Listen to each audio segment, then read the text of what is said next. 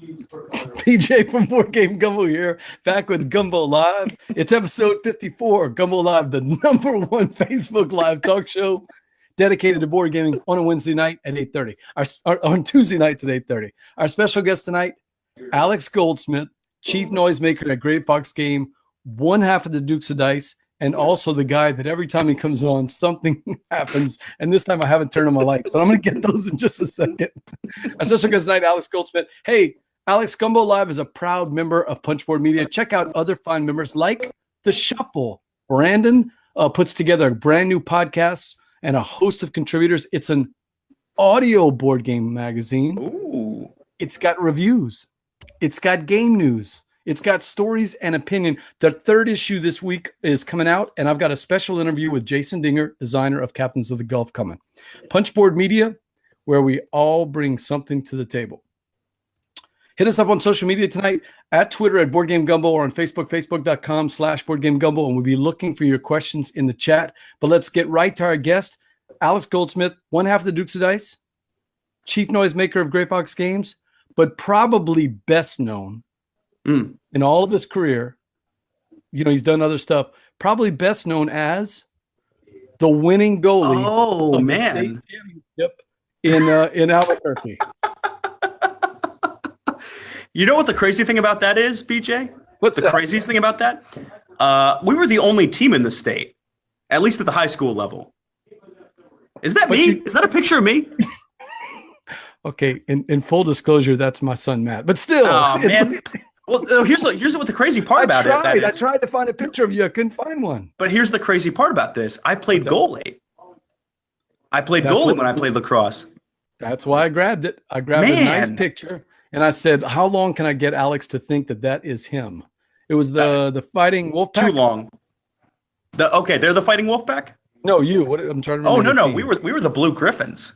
The Blue Griffins. Okay. The Santa Fe Prep Blue Griffins. Hey, that could be you, though, doesn't it look like it? I mean, that could be you right there. So here's the thing. For full disclosure, as people have probably already seen, I'm on a cell phone.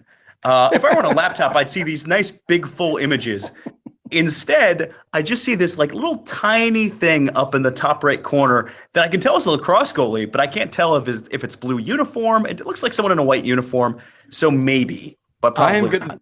I'm going to take a screenshot and send you of your face when you saw the picture, because you were like, oh my God, how did he get a picture of me? But no, sadly, I could not find a picture. But that would have been cool. Okay, maybe that's not what you're best known for. Tell the world, I don't know, there may be some people who don't know you yet. Alex, give us the elevator pitch. Who is Alex Goldsmith? I mean, you pretty much covered it. I don't know what else I have to add here. I born in New York, grew up in Orlando, grew up in New Mexico after that, college in LA, and board game stuff. Oh, sorry, board game stuff. Yeah. So chief noisemaker. Be a long show. Could be a long show. Chief noisemaker at Great Fox Games here for a little more than a year. Best known for consistently beating Dr. BJ Gumbo at Baseball Highlights 2045. First mention of this live show. What else? Yeah, and then the Dukes of Dice. I've been a co-host of the Dukes of Dice for more than 4 years now. Going strong. Alex, I got a message for you already. We have a message. Ooh. Her name is Steph Hodge. You may know her. Yeah. She said to ask you, how did he make all of her dreams come true? I don't even know what that means, but she said that. She said to ask you. There are two possibilities for this. One is a story that I think she's told on this show, which was our epic game of the mind at Dice Tower Con, which I won't ever forget. She won't ever forget. I can't see the chat, by the way, so I'm going to take your word that this is actually stuff being published in the chat. But yeah, the epic game of the mind that we played at 5 players blind, that's one, but I think she's making a more recent reference to Essen. Okay. And so too. The day before the show opened, she had requested a review copy of City of Gears, our big Essen release, game designed by Daryl Andrews, Chris Leader. It's a steampunk-themed worker placement area control kind of game. She'd mentioned being interested in a copy. She'd done the video with me at Gen Con. I happened to have a copy. I walked it over to her and handed it to her at the booth, which she said was the first time that's ever happened to her. Oh, really? I don't buy that, but she said it was. I don't know why she'd be lying about that. So I'm happy to have made Steph Hodges' dreams come true. The fact that I was the first to do that is a travesty. More publishers need to be handing Steph Hodge review copies of games at wherever she's located. And by the way, she is a fantastic guest. I haven't met her in person, but we keep missing each other at conventions. But man, she is just such a fun guest to have on. Super excited. It was one of the best shows we've had. But speaking of Essen, I wanted to you just got back from Essen Spiel, the big spiel over in Germany, and I wanted to ask if you had some tips about what's it like to be an Essen dude. So I came up with a list, and I wanted you to see if some of these match some of the things you've done. Okay. Is that okay? Yeah, let's do it. So let's call this a day in the life of an Essen dude, right? Yep. I'm assuming that the first thing you're going to do, of course, is pack the right clothes. Of course. Yeah. Got to have the right uniforms. So I'm sure that's what you brought. You brought the clothes to fit perfectly for Germany, right? Yep. And of course, to get to Essen, you've got to take a comfortable flight, right? Mm-hmm. Oh yeah. Only the finest. Now, I'm sure Shane took care of, Gray Fox. That's probably not quite as crowded as your flight was a lot less crowded than that, I'm sure, right? Yeah, a lot less crowded. It was actually pretty lovely. I watched a total of 7 movies on the way there and back, if you added them together. So 7? Wow. 7 total movies. Yeah. Now, next thing, what's another good tip? I mean, if you're going to be out there, you're talking a lot, your throat gets dry. What's another good tip? You got to hydrate, of course. You got to stay hydrated, right? I'm assuming this is kind of why you... So what's the story behind this thing? Because I did hear that you and Josh stayed hydrated, right? Oh, man. So our hotel was the Hotel Jung in Essen, and connected to that hotel is a tiki bar, and they serve what's known as the skull. You can get the small skull or the large skull, but it comes in a skull-shaped glass. And I got to tell you, that thing may very well be, just based on what she was pouring in there, about 80% alcohol. Like, wow. Yeah, it's you add in the burning apple and the pineapple slices and all of that, and that's a team effort to get one of those things down. That's a team effort on that drink. That is tough. Well, after I have something like that, I'm going to probably try local cuisine, right? Of course. And I saw that Dale, you had a couple of shots of some of the stuff that they tried. Is this the local cuisine that you found? Oh, interesting. The Pizza Mac. I did not try the Pizza Mac. I have heard though of American style pizza, and American style pizza apparently comes with corn on it as a popular topping. There was one with schnitzel, corn, and I can't remember what the other one was.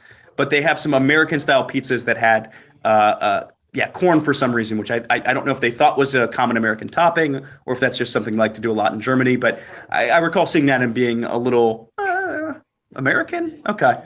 Now, after you've had a couple of skull drinks and you've eaten your Pizza Mac, I don't have a screen cap for this, but is this what you're supposed to do? Are you supposed to go to the confessional? Is that right? What is this about, man? I will tell you this. At Essen, there's always one booth that stands out from the rest, right? At Gen Con, it's been the Exploding Kittens booth for me. That's the coolest thing. Clask's booth, and I didn't have time to walk all six of the Essen halls. Wow. But this one was, Clask's booth was amazing. So you have the confession room. You have this promotion that they were doing where if you got a tattoo of Clask on your head that you wore for 2 days, basically on permanent marker, Clask. Okay. They would give you the game for free after 2 days of wearing that on your head. Really? Not a bad deal, right? Not a bad deal. Sure. They had a bunch of games set up, so they had a bunch of Clasks set up. They also had a giant Clask set up, which was I think a 4 to 6 player experience of Clask. Ooh, that would be fun. But then at night, and I can't imagine any other convention you being able to do this, because when they close down those halls, get out of here. Exhibitors, You only have so much time. Get out of the halls. Clask just started doing karaoke. They had a whole TV set up, and they started singing karaoke. Take your turn. Yeah, come on up and do it. And they had beers, free Clask-themed beers. Oh. I think it was called like Magnetic Attraction IPA or something like that. And they were just handing those out for free. So what is the confessional all about, though? What are you doing there? So inside of that is a game of Clask, separated so you can't see your opponent. And Clask, for people who don't know, is a dexterity game where you're trying to get a ball in a hole while avoiding having your own piece fall into that same hole. You're controlling with a magnet underneath. And it's separated, so there's a door on each side with that kind of the velvet curtains for the confessional booth. And you're playing with a stranger. You're playing, in theory, anonymously against someone, and you're supposed to share your spooky secrets with them. It was brilliant. Brilliant, I thought. So the last thing, I guess, after a long day of playing Clask, getting your skull on, your skull drinks on, the only thing I could think of, Alex, that you would recommend would be, of course, to get plenty of rest, right? Of course. Oh, yeah. So let's see if I got a shot for that to help us out there. Oh, yeah, here's one. Just a random photo, I thought. I've got to stop using Twitter before these shows. I did my show homework, man. I did my show homework. Yeah, you did. Yeah, and that's just a random guy over by the City of Gears booth at the Great Fox Game booth. Just looks like he's just kind of taking a break, taking a smart idea, I think, at a big show like Essen. Don't you think? I will say this, and Josh, so that's Josh, our lead game developer. In his defense, that was a staged photo. Yeah. Any case, I noticed that photo came very close temporally to the skull photos, though. So I wasn't sure how staged that really was, but I'll take your word for it. There might have been some correlation there. I'm not going to lie. Well, tell Josh Hay and tell him I love the photos, man. That is fantastic. So, all joking aside, tell us about Essen. I mean, this is your first or second trip, right? First ever Essen. Yeah, first ever Essen.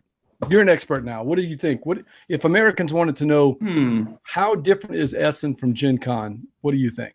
I mean, that's the point of comparison, right? You're talking about the two biggest shows. Yeah, sure. And a couple of the big differences. One is Essen is just a larger show, at least in terms of the exhibit space. I don't know this for sure, but I think if you were to add up the square footage, I think Essen gets the edge, if only because they have 6 different of these giant halls, and then exhibition space in between some of them. It's a lot of space. I think it tops Gen Con. I can't imagine Gen Con topping it in terms of space. I will say from an exhibitor's point of view, the hall hours go 10 to 7 as opposed to 10 to 6, which BJ, you demo a lot. That makes for a long demo day. Yeah. Though on Sunday, most shows give you a relief. Most shows you'll go say 10 to 3 on the final day of the show. You get at Essen 10 to 6, so they give you a 1 hour shorter of a final day. Okay. The other thing that's interesting is Gen Con, for all the criticism that it's had from time to time about being a show with no play events or that's focused more on buying games and releases and glitz and glamour than it is actually about playing. Yep. There are far more gaming events surrounding Gen Con than Essen. The truth of the matter is, Essen, once that time shuts off for the hall, there aren't gaming events. People go out, they'll have drinks, they'll do whatever else, but that hall, that area pretty much just shuts down. There aren't other events and demo areas and open gaming. It's just not there. Is that why I've heard that at Essen, full demos are kind of expected because there really isn't gaming, after hours? If you want to play the game, that's your chance, right? That's exactly right, yeah. And unless you have a meeting place at a hotel or can go catch up with someone, there just isn't that space. Whereas at Gen Con, they had all sorts of ballrooms set aside that provided fantastic space for people to game. But on top of that, you have the Indianapolis Colts field is set aside for open gaming. Not to mention all of the bridge simulators and RPGs and True Dungeon and all of that going on all at the same time. There's a lot of activity, pretty much 24 hours a day going on at Gen Con. Essen that's not the case. There's that 9-hour window each day. And outside of that, nope. Yeah. That's it. The hall closes. You were talking about the size. I did hear somebody say that the square footage is roughly as if you take Gen Con's exhibitor space. I'm not talking about all the other stuff that goes on. Right. And you add about 50% more, which is, I mean, think about how big Gen Hall's exhibit space is. And then you add another 50%. That's a lot of walking, man. Yeah. A ton of walking. Hey, the chat is working now. Are you able to see it now? We got Jay Peak checking in from 15 Pieces of Flair. Jay says, hey there. What's up, Alex? Hey, Jay. I cannot see the chat, so I'm relying on BJ to accurately communicate what's enclosed in it. Yeah. Steve O'Rourke, the name father, says, Alex gives us the classic West Wing walk and talk, and BJ starts with the damn it in the dark. It's true. We had a rough show opening, but we got it going now. I mean, I can give an office tour if that's of interest here. Yeah, I can do plenty of walk and talks. We're gonna do that in just a second. Mr. Sean, Sean Jones, our buddy, says, "Hey, that's a fruity drink. I think he wouldn't have minded taking that little drink, the skulking." So we got some comments coming. 50% of the Dukes of Dice, says Steve O'Rourke, representing 15% of the duchy, but having a skull that has 80% alcohol. That's a lot of percentages you're throwing out there. A lot of math there. It's like a math game. A lot of percentages, and as Steve knows, and anyone who listens to the Dukes knows, I am a bit of a lightweight. So draw your own conclusions from that. Yeah, it doesn't take me much either, man. So, hey, BJ from Board Game Gumbo here. I've got Alex Goldsmith, chief noisemaker over at Gray Fox Games, who's coming in to talk about a new game that's coming out and being launched on Kickstarter this week. We're going to get to that in just a second. But, Alex, you saw a lot of games at Essen. What were some of the games that attracted your attention and said, man, I got to pick these up? Yeah, so I didn't play anything, pretty much anything at Essen. It's as someone who's running a booth, there just isn't a ton of time for that. But I did make plenty of acquisitions. In fact, I would say, as BJ or any listener of the Dukes knows, I don't buy a ton of games. Right. I bought more games than I've ever bought at any show at this show. Why is that?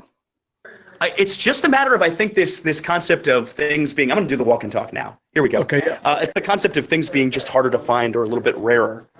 A little bit trickier to get your hands on, stuff that isn't necessarily going to come over to the U.S. as easily.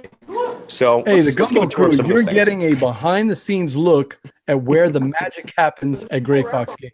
All right, so I switched my camera here. Okay. This one should be familiar to some folks. Ooh. That's Alex Pfister's new one, Blackout in Hong Kong, if I remember the name right. Yep, Blackout Hong Kong. That's the name of that game. All right, let's look around for some other ones. Okay, I picked up both of these from Emperor S4, who did Hanamakoji. Oh, yes. Realm of Sand and Walking in Burano. Realm of Sand, I had my eye on, period. Walking in Burano, Suzanne Sheldon recommended, so I scooped that up for that reason. So I played Hanamakoji and I played Mystery of the Temples, both by Emperor S4. I loved both of those games, so I kind of took a look at Realm of Sam. I don't know anything about Walking in Burano, but Realm of Sam looks pretty good. Yeah, I'm excited about that one. I like the kind of polyomino spatial management stuff. This is another Suzanne Sheldon recommendation out here on this table here. Yeah. Blocks. Now, I'll tell you, that one, I don't know. I saw the pictures and I saw your discussions with Suze. I don't know. Blocks, it's rolling right, but there doesn't seem to be a little meat on the bones, is there? Here's how it works. You're going to roll both of these dice here, and then you pick one of them. Whoever the first player is who rolled the dice is going to pick one of these to keep. You can take either one, but if you want these little empty circles, because if you can circle in building that Tetris thing, these numbers, that counts as points for you as you go up this thing and building up this Tetris-like thing. It's done by the same designer who did Carcassonne. If Suzanne Sheldon recommends it as a roll and write, I think it's going to probably be a winner. That's my guess. That's a good point. She has pretty good taste in those things. So designed by Klaus Reeder. I'll forget how to say his last name. Designer of Carcassonne and also roll and write. Interesting. What you got there? This is my favorite purchase from Essen. Is that Mr. Cabbagehead? It is Mr. Cabbagehead. Somebody told me that the designer also did his own artwork. Do you know anything about that? I'm not familiar with that one way or the other. That doesn't surprise me looking at the art on here. I could see that. I know nothing about this. Is this some kind of intellectual property that I just don't know anything about? No, it's a solo game, and I'll read you the story because the story is fantastic. I'm going to walk back in here for this because I'm annoying all these other people playing a game. So each year, Vernon Cabbagehead, Mr. Cabbagehead to his friends, wants nothing more than to be left in peace to grow his award-winning vegetable garden for the annual Blue Ribbon Garden Club contest. However, his tedious neighbors bother him so much that he needs to go on holiday to the beach several times during the summer months just to get away from them. When he's gone, his neighbors may drop by to help themselves to his garden produce. Can you help Mr. Cabbagehead tend to his garden and finally win the Blue Ribbon while keeping his tiresome neighbors away? So I'm excited to play that one. Switching back to me. There we go. Hey, Mr. Sean's got a question for you. He wants to know, Alex, can you compare the shoppers and the attendees at Essen to those at Gen Con? Was it a different vibe? No. It wasn't a different vibe in my book. What I will say that was unique about this show was the preparation, the level of preparation that people have coming into Essen. I think because of the size of it was noticeable, especially in the first couple of days of the show. People would be walking around with a notebook in their hand with a checklist of different games, and they'd walk over to this one, check out this one, okay, cross this one off the list or circle it or whatever else. But they go around making notes, and I saw way more people with those kind of notebooks at Essen than I do at US shows. Similar buyer to Gen Con buyer in my impression. Looking for a deal here and there. Of course, you're going to get questions about is the game published in German? We got that about City of Gears a whole heck of a lot. Also, is the German edition of Champions available? Yes, I think so. It's over this way. So you get some of that, but gamers are gamers. I will say that there was a good family mix in that crowd, maybe even a little more of a family mix than you'd expect at Gen Con. Just folks with their kids. What was that? Sunday, I think, a teenage girl just came running to our booth right at hall opening, sat down and waited for her parents to catch up, and she absolutely wanted to reserve her space for City of Gears because we only had one demo table running. But it wasn't uncommon to see people playing with their families and walking around with their families at the con. Yeah, because in all honesty, I was demoing for you guys at Gray Fox over at Gen Con, and we saw maybe one or two teenagers, maybe a little bit more. Not a lot, but at least to the pictures that I see a lot of families, especially on the weekend, going to the show. Yeah, it looks like families that just keep going back year after year after year. Yeah, I think it's more ingrained in the culture in that way. And I will say at Gen Con on Sundays, you tend to see have more of a family vibe out of that show. So, yeah. I did see some of that. Steve O'Rourke and Sean checked out some of your pictures. Steve says Realm of Sand looks awesome. Steph was raving about that one. Is that where you heard it from Steph, or is this just something you were walking by and said, "Wow, this thing looks good"? I don't know if it was specifically from Steph, but I had just a vague sense of this one sounds really good and sounds like something I should really, really check out. So it might have been from Steph. I follow BGG stuff a lot, but I never remember specifically what kind of osmosis has it get into my brain. But I had that one in blackout on my brain going into the show. Okay, so you knew those two going in, but did you have a list of games that, okay, when I get free time and I'm not sleeping on the boxes like Josh, I'm going to hit these particular games? BJ, as you can tell from the fact that I'm talking to you while holding a cell phone, preparation is not always my strong suit. So that'll be a no. It was just walk around and you saw Mr. Cabbagehead and said, that thing looks interesting. I had heard about Mr. Cabbagehead before from Grumpy Man Matthew from the Dukes of Dice. Sure. That Matt. What else? I ran into Tokyo Highway. Tokyo Highway is something I ran into but couldn't get the English edition of. They didn't have the English edition of. Is that the game with the little matchsticks and the little tiny cars? Not matchsticks. Yeah. I know what you meant. The bridges. Yeah. Yeah, because Jake is always talking about that game on the Draft Mechanic podcast. That is a game I'd like to play. I'm not saying I'd like to buy it, but it really looks pretty cool. So, did you get to try it? No, didn't get to. It wasn't out for demo. I just saw it out at Asmodee's shop there, basically.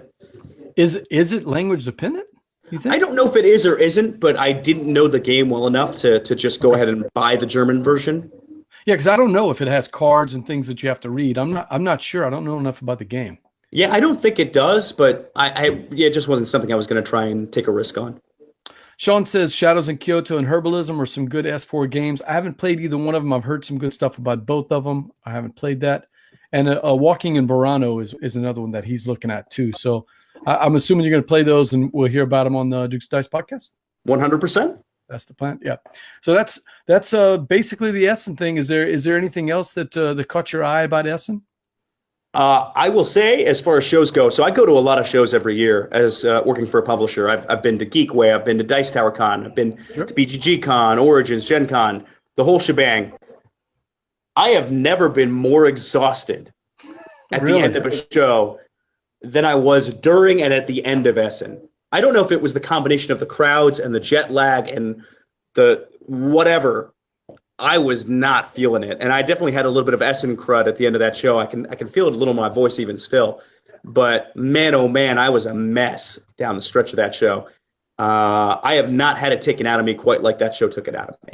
You've said in the past that the Dice Tower Con is your favorite con. Is it still after Essen? Here's the thing.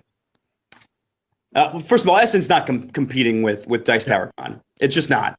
There's so much in terms of the community, the ability to play, the setting, the fact that you have pool space available. From an exhibitor standpoint, Dice Tower Con is brutal because it's 5 days of exhibit hall where typically you have 4. Ooh, brutal. But I love that. I love that show nonetheless. That is tough. That's what I'm looking forward to BGG, because I like the fact that the con opens on Wednesday, but I didn't realize the exhibit hall doesn't. So not until Thursday. You kind of have that day to set up, and once you get everything set up, you're kind of free, I'm assuming, right? Yeah, and they're small booths. This is not huge exhibit space, right? This is a 10 by 10 booth, whereas typically at, say, a Gen Con or an Origins will have a 20 by 20. Sure. So it's a lot less space to manage. It's a lower stakes show, at least for us. It gives us a chance to go play some of the new hotness and hang out with friends and have a little more free time. And again, because it's BGG Con, you have a lot of gaming activities outside of that. I'm always excited about BGG Con. We had to miss it last year because it was at the same time as PAX. Right. But I'm excited to do both this year, and especially for BGG Con. One of my favorites, right up there with Dice Tower Con. That reminds me of a question I wanted to ask you. So at Gen Con, obviously Champions is the big game for Gray Fox Games. And, you guys had promos, you had all this extra stuff, to bling out your game. Is it also translating that well over in Germany also? Is that the big game? Or are they looking for games like, Deception? Oh, you guys don't sell Deception in Germany. But isn't that the trick, right? Yeah, that's true. The other games that you have, obviously you can't do the boards and dice games, but the other games that you have, is that more the focus on what the German fans want? What are they looking for out there? They seem to receive City of Gears pretty well. City of Gears got a pretty warm reception despite the English dependency. Order of the Gilded Compass has been somewhat popular in the past because it's a retheme of Alea Acta Est, which is a pretty successful game over there. Champions of Midgard has been the one we're best known for, even over there. Plenty of people coming up to the booth and looking for game mats and other things along those lines. That may diminish in future years, if only because there's now a German company putting that game out in German, which we're happy to partner with them to do. But it means less of a necessity for folks to come to us to get the English versions of stuff if, hey, there's already a German version ready to go. I played Order of the Gilded Compass this weekend. Oh, man, hey. That game could use I don't mean it could use an expansion. That game is built for just more expansions. I've heard there is one that's hard to get. I don't know if you guys even sell it. I'm not sure if it's. Was that for the original one for Alea Acta Est? No, it was originally from Gray Fox, but it looks like it was just kind of a promotional thing where it's just a couple of extra stuff for it. I know what you're talking about. Yeah, those are on our website. Yeah, that's what you can order them right off our website right now, BJ. Okay, so it's in stock then? Oh, nice. Oh yeah, it's in stock. We have that. I like Order of the Gilded Compass. I think it's a fun game. So, but you said there's a German version of it that originally came out. So it's a retheme or kind of a reinvention of a game called Alea Acta Est. Okay, I don't know that one. BJ from Board Game Gumbo. I've got my guest Alex Goldsmith here from Gray Fox Games and one half of the Dukes of Dice, Jesse Fernandez, checking in saying hello, Alex. What's up? Hey, Jesse. So one of the reasons I wanted to get you on, I know this week Gray Fox Games has a big launch for a game that people have been waiting for a long time, Reavers of Midgard. Alex, you've got a copy here. Is there any chance we could sneak a peek? I mean, if you're really nice, BJ. Oh, come on, man. Are you nice? I got you covered. I'll buy you a root beer. I'll bring you in a beater root beer for a BGG. All right. So I will say we have done a lot of work on this even since the version I'm about to show. The version I'm showing is kind of the in-house prototype. We've got other cards that have been finished. The playable prototype is out, almost in the hands of previewers right now. So what I'm showing you is a little bit out of date in terms of the look of it, but I can at least give kind of a sense of the game. So here we go. I'm going to switch it over. Here we go. Not all previewers, because I haven't seen a copy yet. All right. Easy. Settle down, BJ. Hey, Steve says, by the way, Todd Sanders did do the design and the art on Mr. Cabbage Head's Garden, a weird, fun solo. So we got confirmation from the name father, of course. And congrats to the name father, by the way, for yet another win. Name father, stop right on my parade. I'm showing off a game here. Come on. All right, Reavers of Midgard. Tell us all about it, man. Reavers of Midgard. So this is the sequel to Champions of Midgard. It is, of course, set in the Champions of Midgard universe. And this is your game board. I recognize the colors and the artwork, very, very similar to Champions, right? And like I mentioned, This is a prototype, in-house prototype, so low res for sure, and a lot of this stuff is in much better form as far as graphics go. But here's the tour of the board. So in Champions of Midgard, you were trying to become Jarl of a village. In Reavers of Midgard, your objective is to be a conqueror. Hence, the pledge level is the ultimate conqueror pledge level for Reavers to get a copy of the game. So how the board works and how it's different from Champions is this is a single worker placement game. So let's say I was green in this game. Green meeple, green little Viking meeple. These are actually going to be ships in the game. Okay. I will pick one of the spots to activate. So I might activate this space, or this space, or this space, or this space, or this space, or this space. I'm going to pick one space to activate on the board, and I'm going to get the best possible version of that action. That's my one worker for the turn. I get the best possible version of that action, and then everyone else is going to get a slightly worse version of that same action. So, for instance, if I were up here to recruit Reavers, to bring in Reavers onto my side, and let's see if I can find a couple of Reaver cards. Looking around. Kind of a takeoff from the Puerto Rico mechanic, except you use your worker to take the action, and then everybody else gets a lesser version of that action. Exactly right. So let's say it's up here on this board. These will have 2 Reavers. Reavers are pretty core to the game. Each of them will have 2, except for one of here that will have just 1. I'll get first draft. So basically, going first here gets me a better version of a draft. Now, Reavers will always get you dice. They'll always get you Viking crew members that will come right here onto your boat, like so.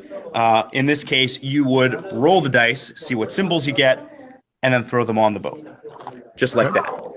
You then have 3 options for the Reavers, what you can do with them. They're multi-use cards.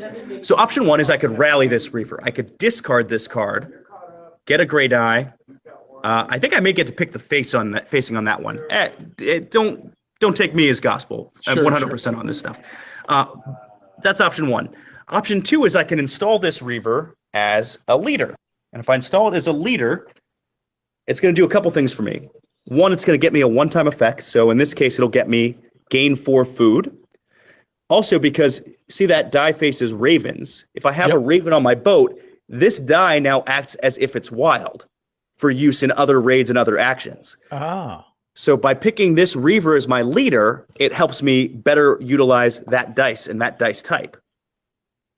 The third thing I can do is can specialize. So this one, I can install in any of the other 4 actions. So raid villages, raid keeps, battle at sea, or conquer territories. And so if I install this on, say, raid keeps, for the rest of the game, whenever the raid keeps action is taken, I will get a little bit of engine building. I'll get to gain 1 gray die on its hammer facing. So I'd get that, and I'd add it to my boat anytime that action is taken. If I chose that for battle at sea, I'd get that as well. But I make a choice. I pick one of those 3 things to do with the Reavers. That's why they're so key to the game. Can you add more cards to the bottom of those actions, or is it just one development? Yeah. Okay. Oh no. Yeah. You started building an engine there. Exactly right. Yeah. If that's the route you want to go, you certainly can. So, for instance, if I had both of these 2 on battle at sea, that would be gain a die, and then this one says gain the top card of the raid keeps spoils deck to your boat. So if I have this at battle at sea, I would also be able to get keeps benefits while doing that. So that's how Reavers work. Okay. Pretty big key to the game. Let's tour around the rest of the board. So this space will be familiar to any fan of Champions of Midgard. This is the battle at sea space, and it works pretty similarly to how you would do battle at sea in Champions. Okay. You're going to pay food going into the battle. Sure. And then you're going to flip over a journey card. Something nasty is going to happen to you while you're on that journey. Or you could get calm seas, right? Yeah, you could get calm seas if you're lucky. I'm never lucky. I never get calm seas. And then you'll fight something, and that something could be a monster. It could be a ship. It could be all sorts of things. Okay. Do you know what's going in? Do you see the ones before, or is it? Yeah. So you always have the option to fight blind, but much like Champions, you can see the monster you're going to attack. So you'll have a sense of what's coming ahead. Father says, love the deep colors and the crisp graphic design, consistent with Champions, but still pops off the table. Yeah, at least for the board, and I wish I had a better version of the prototype out here, because I will say what has been done with these cards especially, and the game itself, looks awfully crisp, awfully crisp. So if folks want to check it out, go to the Gray Fox Games Facebook page or the Reavers of Midgard launch page. We have a launch event going, and we've been able to share some of that stuff there, including what some of the exclusives are going to be as part of the campaign. In any case, these work similarly to how they do in Champions. The difference being you have an option here. You can either match the symbols up top, so I could get 2 boat dice, discard those off of my ship, and I've defeated that monster. That's one way to do it. Or, of course, it wouldn't be Champions if you couldn't just straight up try and roll for it and attack. Well, of course.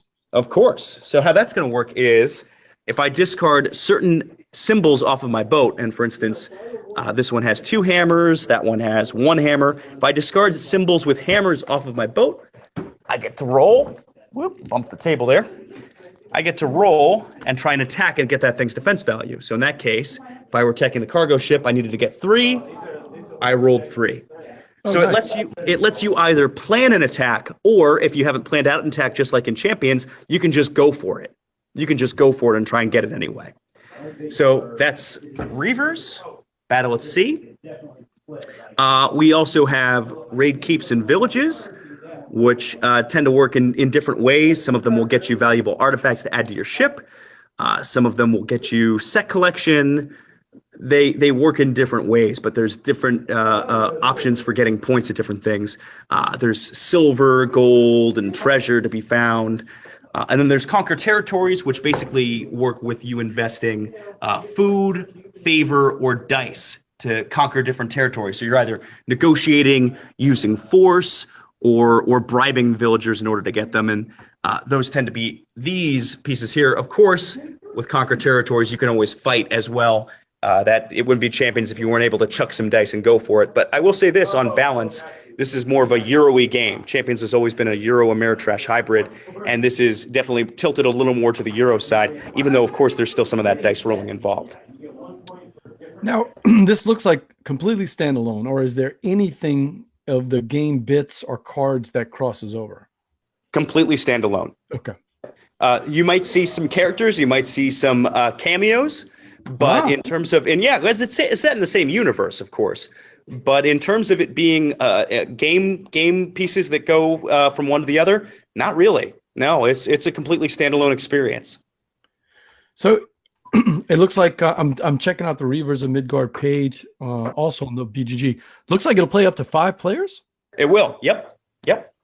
And it's a double-sided board, so use one board for the lower player counts and one side of the board for higher player counts.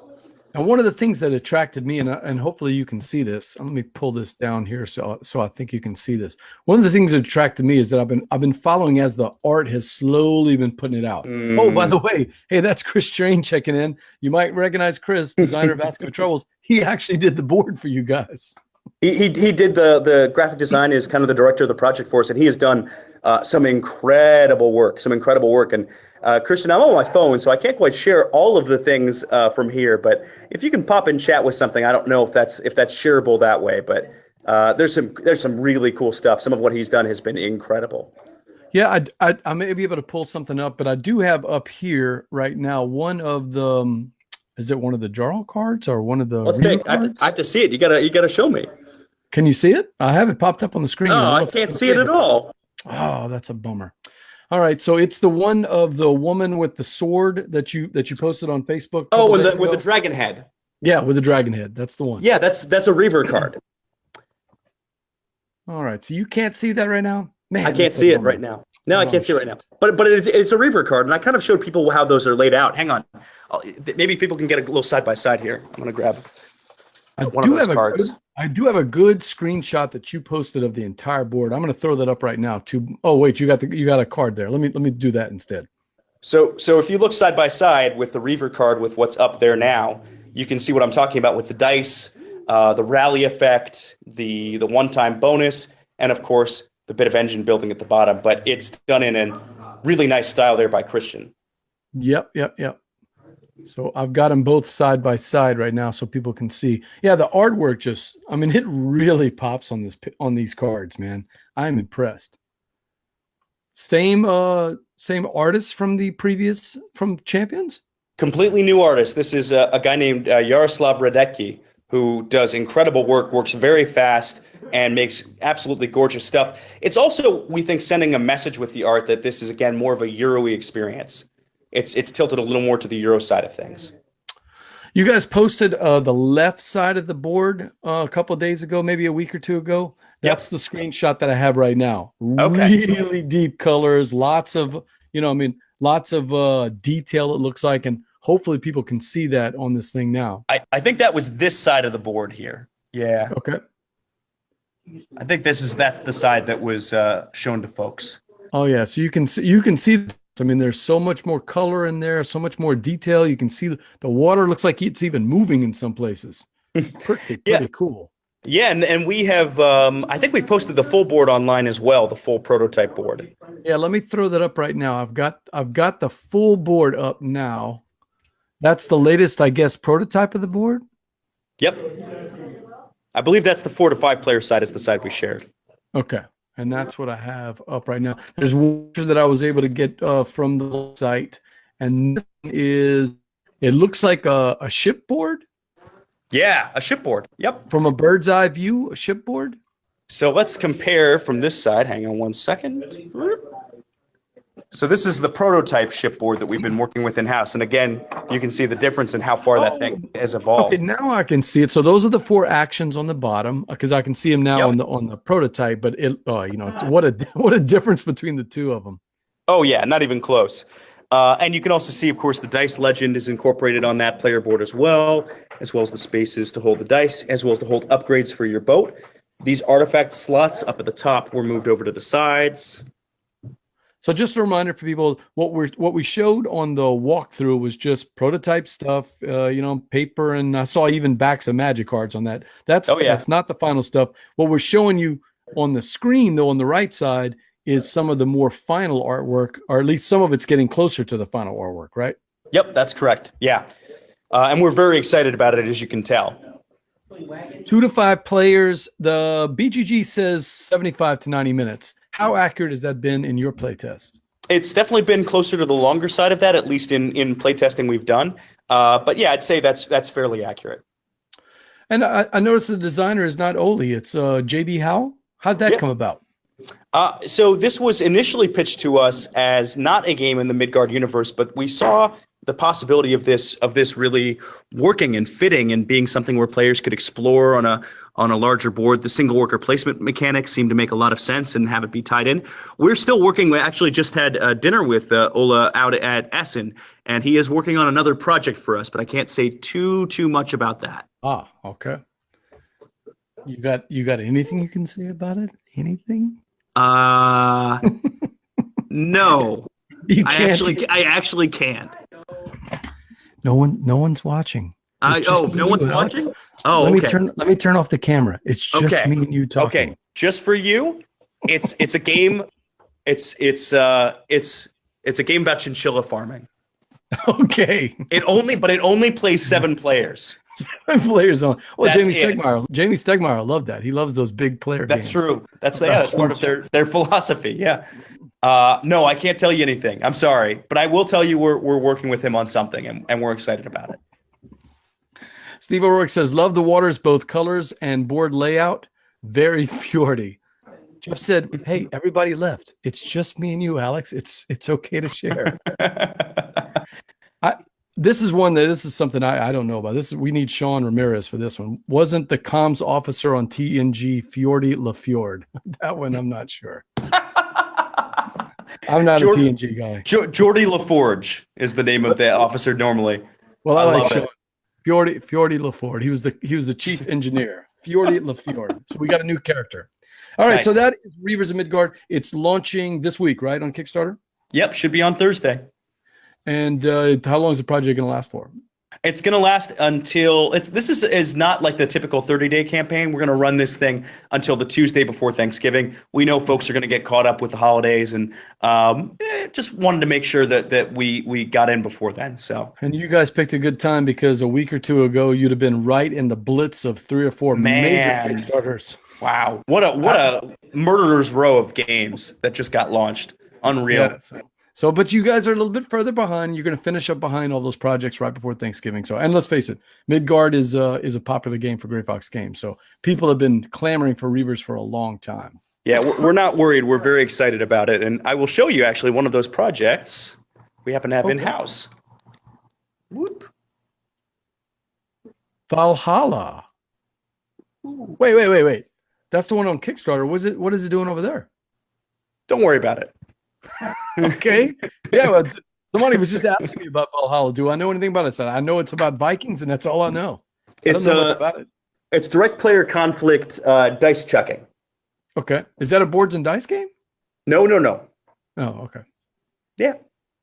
Are we on sensitive ground here? Yeah, maybe. Yeah, we'll walk away from the flames. All right, good. If you like Vikings, you will like that game. I'll just throw that out there. Oh, that's good. So, yeah, I mean, people have been talking about that Valhalla game. So I'm gonna have to do a little bit of digging and a little bit of research. BJ from Board Game Gumbo. I've got my guest here, Alex Goldsmith from the Dukes of Dice, one half of the Dukes of Dice, and also the chief noisemaker at Gray Fox Games. That's Reavers of Midgard coming out this Thursday, and it'll be going through right before Thanksgiving. 2 to 5 players, plays in about an hour and a half, set in the same world as Champions, but a unique take with, I mean, if you were going to set the difference between the two, what would you say? I'd say it's a slightly heavier game and a slightly more Euro-y game. So for folks who were bothered by too much luck in, say, Champions of Midgard, this definitely provides more paths to mitigation and a little bit thinkier. So a little bit heavier, a little more tilted to the Euro side of things. Well, as you know, on this show, we like to play games. And you and I've tried out every game with you just about, except for one thing. You haven't played the Jambalaya game, as far as I know, although you did kind of play behind the scenes a little bit one night when you and I were kind of chatting. But this is your first chance playing the Jambalaya game, just to refresh the rules, though. I'm going to throw out clues, diabolical clues that Steve, the name Father Aurora, comes up with. Your arch nemesis and rival. Arch nemesis and rival. Yes.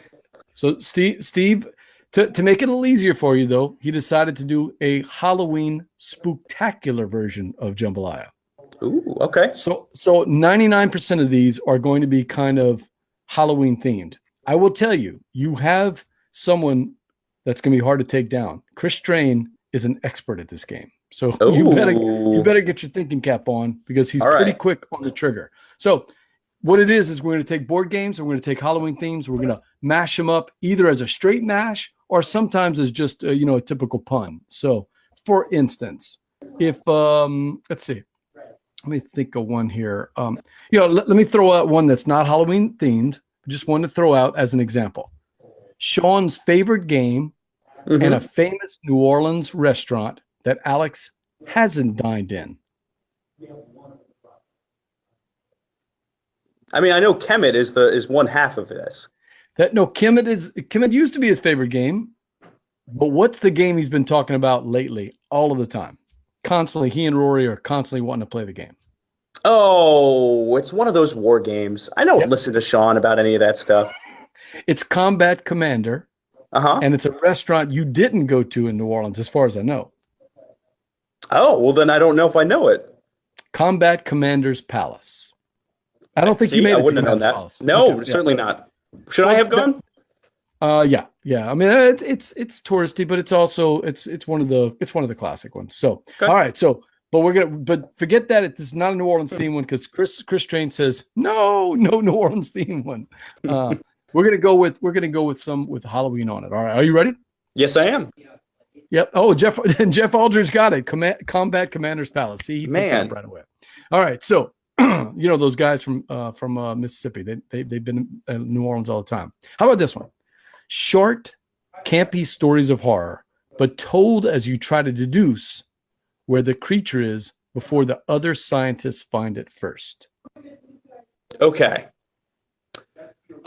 Tales of the Cryptid. Did I get it already?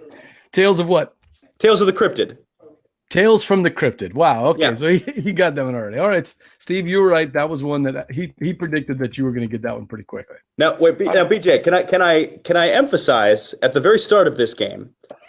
What? Here it comes. that I was on a plane back from Europe about 24 hours ago is when I landed. Hey, you're 1 for 1. Look, hey, what's the worst that could happen? There's no way there's some nasty ones in here. No. Well, there are, but no. But I'll try to go easy on you. Okay, how about this one? Yeah. As you play this co-op fantasy-themed game, legacy game, wouldn't it all be easier if you had a Firebolt or a Nimbus 2000 at your disposal? Now, Steve, that's just ridiculous. That's almost cruel. All right. So as you play this co-op fantasy-themed legacy game, wouldn't it all be easier if you had a Firebolt or a Nimbus 2000 at your disposal? The reason I'm picking on Steve is he's got like 2 or 3, he's got some red herrings in there. You got to be careful about the red herrings, that clue. So here's the thing. So where my head immediately went and then immediately realized I was being dumb was Charter Sorcerer's Stone. Ooh, I like that. But it's not. But it doesn't quite fit with the Jambalaya. And that's the red herring. The Firebolt and the Nimbus 2000 throw you off. Oh, really? Oh, okay. Oh, dang. So Steve O'Rourke says, "Go easy on him." No, sweep the leg. Sweep the leg. Charterstone is not co-op, so that doesn't work anyway. Based on what you were saying, co-op fantasy-themed legacy game. Yeah, there's only a couple. Yeah, it's not Seafall. I'll give you a hint. Yeah. Can you see the poster behind me? Kind of. That's your hint. You and the I Dark met Tower? him. You and I met the designer of this game playing Strike. He did very well. There were so many people there. He did very well at Strike. Yeah, okay. So it's Gloomhaven something. As you play this co-op fantasy-themed legacy game, sorry, Alex, Nick Shipley says it, Broomhaven. Oh, it's so close. Dang it. All right. You were right around it. You were right around it. All right, so let's throw out one here. How about this one? This is one I think that your buddy Josh would appreciate. Yeah. A serial murderer is on the run and hiding somewhere in this Victorian pumpkin patch. I think I heard Josh talk about this game, but I might be wrong. I mean, my mind immediately went to Deception, Murder in Hong Kong, but that's not it. Mr. Jack-o'-lantern? Oh, wow! The 3-pointer, nice. Yeah. Oh, Steve, that is really nice. I did not expect you to get that one that quick. Oh, really? Okay. Good pull, man. Good pull. Hey, how about this? If Nero's Empire wasn't grisly enough for you, this updated version of a classic, very hard to find Carl Chuddick game has even more blood and guts nastiness. Carl Chuddick. Yeah, Glory to Rome is, I think, what he's referring to there. It has even more blood and guts nastiness. Oh, I'm blanking on the other half of this. Yeah. Is it a movie I haven't seen? It's not. I haven't seen a lot of movies. This one is really think simple. Oh, man. Glory to Rome. Glory to Rome. Yes. Okay. All right. And Steve's telling me I'm taking it way too easy on you. Way too easy on you. Let's see. Oh, how about this one? I think that Baby Ruth killed him with the whatchamacallit. The thing that clinched it for me, though, was the $100,000 bar.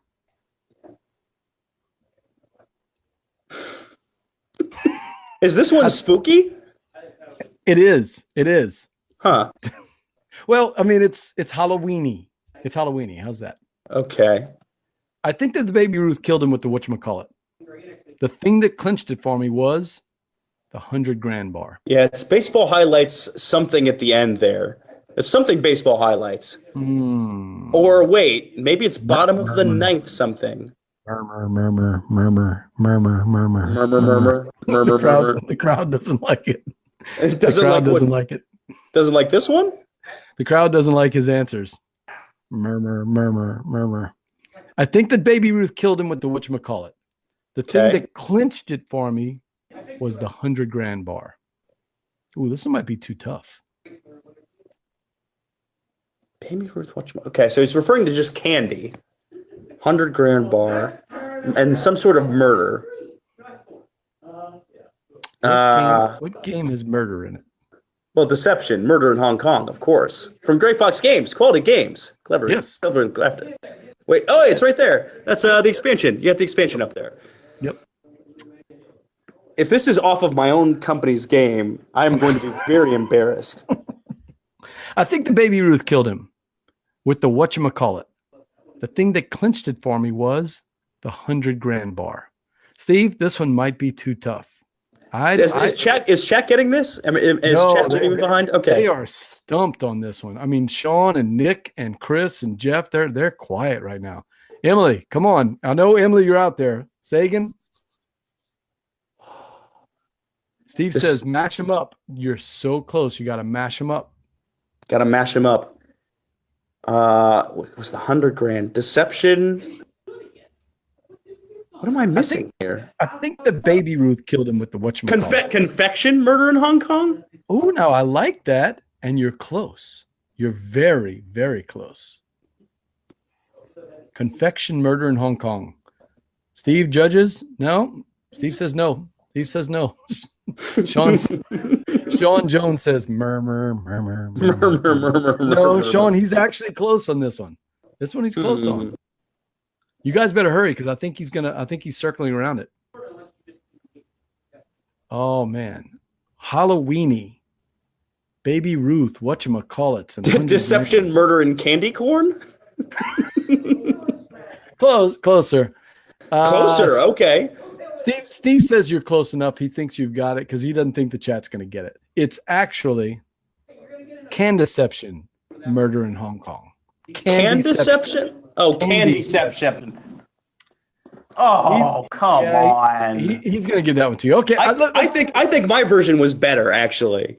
I'm not going to argue with you there. I like the confection, Murder in Hong Kong. I like that one.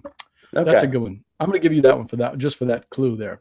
All right, Chris is getting killed tonight, man. Hey, times were tough in early Civ. Hunt and gather just to live. Get resources round by round till they plant you in the ground. The tribe will mourn you as it must. Ashes to ashes, dust to dust. Stone Age, I think, is at the core of this one. Ooh, that's pretty good, man. I would not have gotten that one, I don't think. Grave Stone Age? Oh, Steve, he's killing you, man. You're going to have to bring it, Steve. Wow. Alex got another one. Yeah, and by the way, Steve agreed. Steve and Jeff and Chris all said that your Confection, Murder in Hong Kong was better than Candeception. So yeah. Gotcha. Okay, we got to give you a hard one. You ready for a hard one? Of course. I mean, that Confection one was, the Candeception, excuse me, was a hard one. Before Flamme Rouge, this German bicycle game was the king of the up and down hill. Our version has two cyclists on a graveyard track where they must watch out for the above ground houses of the dearly departed. I don't know the game this is referring to. Oh, no. Eric Summer talks about this game all the time. He loves this game. Yeah, I don't know this one. Before Flamme Rouge came out, I think Sean Jones may get this one. You can repeat it as many times as you want, but I ain't getting this one. You're not going to get this one? No, there's no way. This German bicycle. Weren't you just in Germany? Of course. Didn't I see you riding bikes all over Germany like every day? I did a heck of a lot of walking in Germany. Before Flamme Rouge, this German bicycle game is the king of the up and down hill. Our version has two cyclists on a graveyard track. You know what? I think I'm going to leave this one for the chat room because you say zero. Not a prayer. Not a prayer. You got nothing on this one. Okay.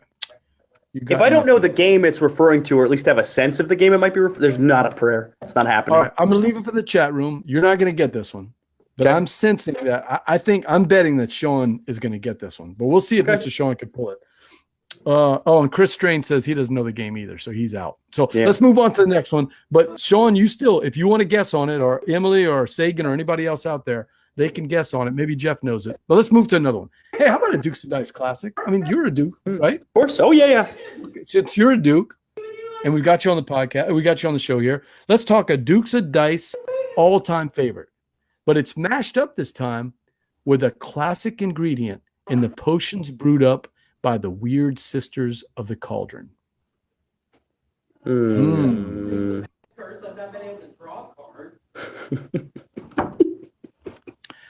An early top 10 Dukes of Dice game. Oh, okay. So it's not current top 10. Because I was about to say Bruise Ball Highlights 2045.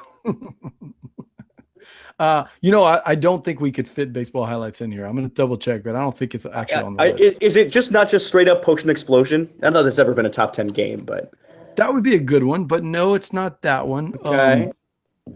Man, you and Sean played the heck out of this game. Oh, yeah, I used to talk about this all the time. I apologize. Oh, yeah, okay. Hey, so Sean Jones, he's got the game. It's the cycling game is Reifen Bright. He just doesn't know what the thing.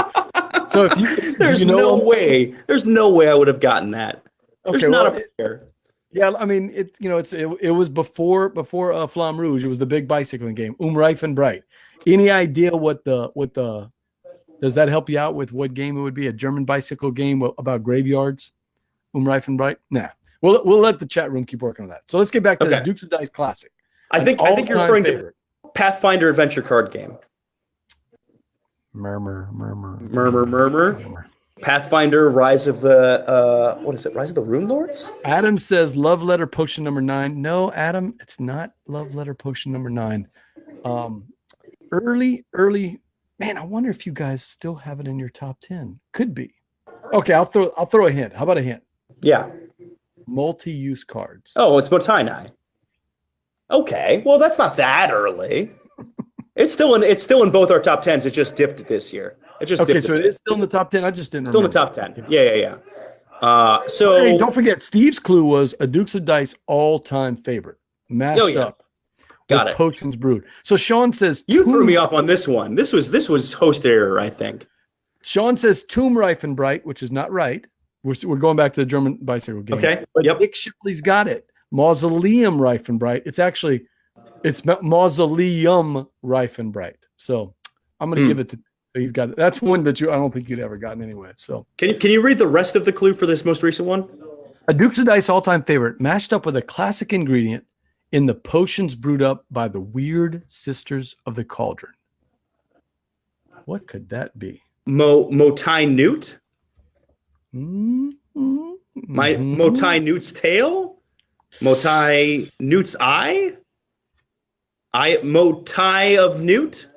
Motai of Newt. He's got it. Yep, yeah. That's it. I had to feel that one out a bit. That was a pretty tough one, huh? Yeah, that was a good one. This one, this is a game I have not played, so I'm going to bet you haven't played it either, because I've listened to the show. So, but I'm going to throw it out there anyway, just in case. Maybe it is something that you know. Okay. And by the way, Chris Train says, "Can we do the Beatles again?" Yeah, Chris, you were knocking the Beatles out. But, no, we're sticking to Halloween. So here we go. Scotland, but more obsessed with death. Scotland, but more obsessed. I mean, Isle of Skye comes to mind, and we've played that one. Yeah, so I wouldn't have told you that before, though. I know you know Isle of Skye. You like. I love Isle of Skye. Yeah. You love Alexander Pfister. I wouldn't have thrown that out. So the one I'm thinking you might be referring to, what is that? Not Clans of Caledonia, which I think might be in Scotland too. It is, but that's not it. Yeah, it's not it. This is a game I've never played. I've played the game I'm thinking of, obviously. What is this? It's a kind of a combat board control, can end very suddenly, a la Scythe, but doesn't play like Scythe. Are you thinking of Inish? Inish, yeah. Yeah, not Inish. No. Oh. Not Inish. Murmur. Yeah, Steve, I don't know, man. This is one I think Steve knows, and you and I don't. I've never played it. Scotland, but more obsessed with death. So, someone obsessed with death. What do we call those people? Depends on how obsessed with death you are. I mean, if you're really obsessed with death, necrophiliac fits the bill. Yeah, no, not that obsessed. If you've got a death, if you've got a sense of humor, people like to say you have a certain sense of humor. Oh, a morbid sense of humor. Oh.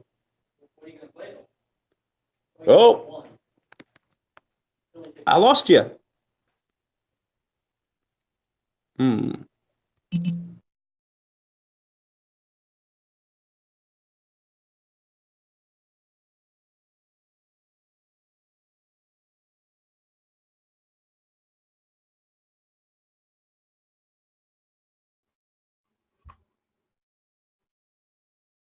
There for a second. Let me see if I can get him back on. Hey, I'm back. Yeah, sorry about that. Looks like we had a little server burp there for a second. Any idea on this one? Morbid, huh? Yeah. Glenn Morbid? Oh, he's got it. Oh, wow, Yeah. man. Oh. Did you use Google while we were out? I certainly did not use Google while I was out, but I can understand the suspicion. Wow, because that was pretty quick. Like, man, that's I've heard of that game. Yeah, so have I, and I've never played it. Hey, Alex, I've got two more for you. Okay. Two more. All right, so you ready? Yep. Alphabetize your texts and books. Oh, look, Jeff says, wow, that's a really good answer. You did a good job on that one. Alphabetize your texts and books, texts and tomes, but be especially careful that all the spell books are secure or you might get crushed, or you might get cursed. Hex Libris. God dang it, Alex. Wow, man. Well, I knew it was Ex Libris from the first sentence of the description, but the other part of it, I just had to wait for the rest of it. So I was locked in there. I was ready to rumble.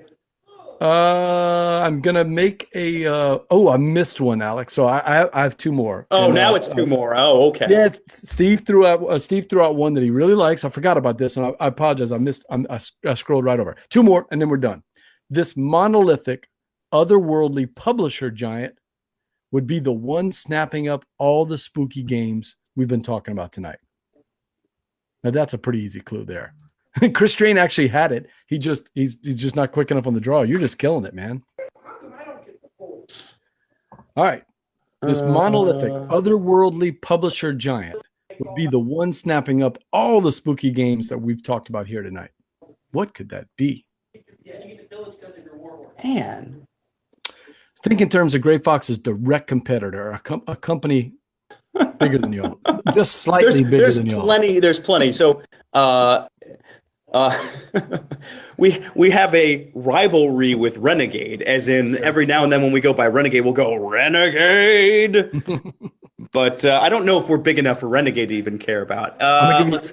There's two clues in this clue. Sure. Publisher giant would be the one snapping up all the spooky games we've talked about. I mean, Asmodee is what comes to mind, obviously. Okay. Can you get it before the chat, though? I don't think so. The chat. Read it one more time. This monolithic, otherworldly publisher giant would be the one snapping up all the spooky games. Phantasmodee. God, man. Oh, wow. Alex, you are just killing it, man. Can you flip the camera around and make sure there's not like a host of people over there, man? I was using a box of civilization to prop up the phone, but I just decided to hold it ultimately. That's all you got.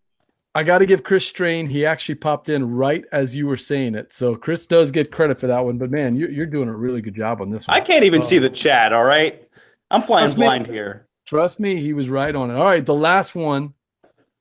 The last one. This is just a simple one I threw together just because I know you. 999 ghosts have entered this house, attempting to defeat Cthulhu. Will you be the 1,000th guest? This chamber has no windows and no doors, which leaves you with this chilling challenge to find a way out. I knew you'd know that one. That was nice. That was good. Haunted Mansions of Madness. The Haunted Mansion. Excuse me. The Haunted Man. Yeah, you got that one. Hey, I did that, by the way, from memory. That was good. That was solid. Yeah. I was an annual pass holder at both Disney World and Disneyland at different points in my life. So yeah, I knew you'd get that one. All right, so that is the Halloween edition of the Jambalaya game. And Alex, you crushed it. 1, 2, 3, 4, 5, 6, 7, 8, 9, 10 right tonight. Congratulations. Wow. Wow, you smoked it. Do you have any, what was your secret? How did you get these so quickly, man? That's just amazing. My secret is I helped come up with not some of the ones for tonight, but I've helped come up with. Wait. The integrity of the game is fine, but as you mentioned, I did help come up. I talked with Steve O'Rourke about some other ones. I've helped him come up with them, so I'm sort of familiar with how to think about these before. Though anyone who's played this game probably has. I don't know. Maybe I'm so tired I'm actually smart. Maybe that's it. It's just flowing. So got a lot of comments here. Alex is now at the top of the leaderboard. 10 may be a record. I'm going to have to double check. 10 may be a record. I will tell you, TC Petty knocked it out with the Beatles one. He and Chris Train had just a big battle. Jesse says, hey, congratulations, Alex. Chris Train said, I'm working with Alex and Gray Fox Grain, so he really had to lay back, and didn't want to steal your thunder. Thanks, Christian. Really appreciate it. Yeah. But yeah, Sean Jones and Jeff said, good job. That must be a record. I'll tell you, fantastic job on the jambalaya. We're gonna have to bring it a little harder because you just knocked him out. All right, board gamers, that's it for another episode of Gumbo Live. I want to thank Alex Goldsmith, one half of the Dukes of Dice, and the chief noisemaker of Gray Fox Games. Hey, Alex, how can people get in touch with you as the campaign for Reavers of Midgard approaches? So very many ways. Twitter's always best. AlexG_human. At Dukes of Dice as well, and then, of course, at Gray Fox Games. Those are some good ones also up there on Facebook. And if you find a conch shell on a beach and you whisper into it, Baseball Highlights 2045, and then ask your question, I'll be there. You'll still get that one? Wow, okay. Yeah, that's pretty good. That's the best way to get in touch with me. The other ones are good, but that's the best way. Chris Strain wanted to make sure you are going to be at BGG, and I know you're going to be working the Gray Fox booth with Jacob, I think, right? Yeah, Jacob Steed Hayes, one of our berserkers. Yeah. Yep. And Steve says always good talking with everybody on the show. Make sure to like our Facebook page, facebook.com/boardgamegumbo. It helps us get the word out about all of our upcoming guests and shows, including next week, Rob Davio coming in on Gumbo Live. Ooh, that's a good get. We'll be talking about some legacy stuff next week. What are you doing with scrubs like me in here when you got Rob Davio lined up? What a ending to the season. I got Alex Goldsmith. I got Rob Davio coming in. I got Bill Lasik, the designer of Koi, coming in. And to top it off at the end of the season, I've got Stephen Bonacore, the podfather. Oh, man. We're bringing the heat into the season here. So Alex Goldsmith of Gray Fox Games. I am BJ from Board Game Gumbo. And until next time, Laissez, rouler. Bye.